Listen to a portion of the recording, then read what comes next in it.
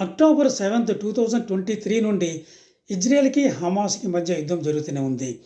Hamas ఒక గా పాలస్తీనాలోని ఒక భాగాన్ని పరిపాలిస్తుంది. గాజా స్ట్రిప్ చాలా చిన్న దేశము.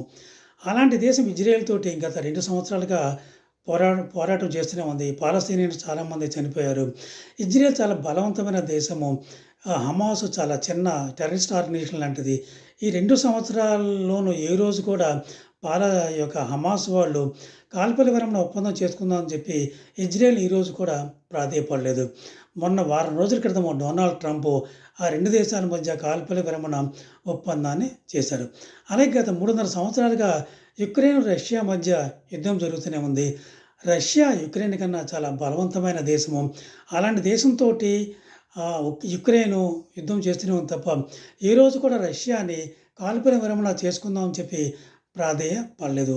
ఈ 2 యుద్ధాలకి భిన్నంగా ఒక దేశము మూడో రోజుకల్లా ఇంకొక దేశంతో యుద్ధం చేస్తూ మా కాల్పుల విరమణ చేసుకుందామని ఆ దేశాన్ని ప్రాధేయపడిందన్నమాట.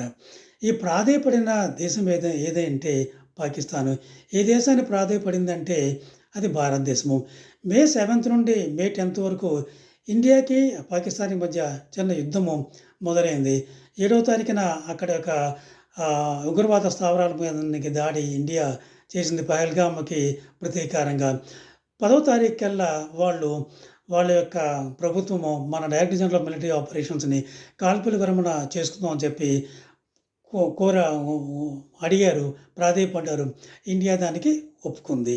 అలాగే పాకిస్తాన్‌కి వెస్టర్న్ బోర్డర్‌లో ఆఫ్ఘనిస్తాన్ ఉంది. ఆఫ్ఘనిస్తాన్ ప్రస్తుతము తాలిబాన్‌లు రూల్ చేస్తున్నారు. వాళ్ళకి వైమానిక దళం లేదు, సైనిక దళం లేదు. ఒక ఇన్సర్జెంట్ ఆర్మీ. వాళ్ళిద్దరి మధ్య 2 దేశాల మధ్య ఒక బోర్డర్ ఉందన్నమాట. దూరంలో 2000 కిలోమీటర్ల బోర్డర్ ఉంది. ఆ బోర్డర్‌ని ఆఫ్ఘనిస్తాన్ ప్రభుత్వం ఎప్పుడు కూడా అంగీకరించడం లేదు. ఆ బోర్డర్ దగ్గర ఇద్దరికి చిన్న చిన్న గొడవలు జరుగుతూనే ఉన్నాయి. ఈ మధ్య పాకిస్తాను ఆ దేశంలోని కాబూల్ ప్రాంతంలో వైమానిక దాడి చేసింది. వైమానిక దాడికి ప్రతీకారంగా ఆఫ్ఘనిస్తాను ఈ యొక్క బోర్డర్‌లో ఉన్న పోస్టుల్ని పాకిస్తాన్ ఆర్మీ మీద అటాక్స్ చేస్తే పాకిస్తాన్ తోక ముడిచి మళ్ళా ఆఫ్ఘనిస్తాన్‌ని కాల్పుల విరమణ ఒప్పందం చేసుకుందని చెప్పి వాళ్ళని ప్రాధేయపడటం జరిగింది. మళ్ళీ రెండోసారి కూడా ప్రాధేయపడటం జరిగినట్టుగా మనకి వార్తలు వస్తున్నాయి.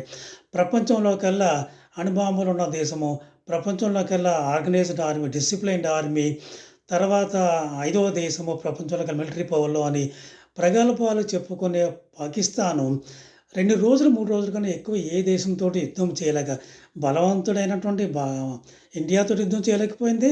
బలహీనమైన ఆఫ్ఘనిస్తాన్‌తో కూడా యుద్ధం చేయలేక కాల్పుల విరమణ చేసుకుందామని చెప్పి ప్రాధేయపడుతున్నారు.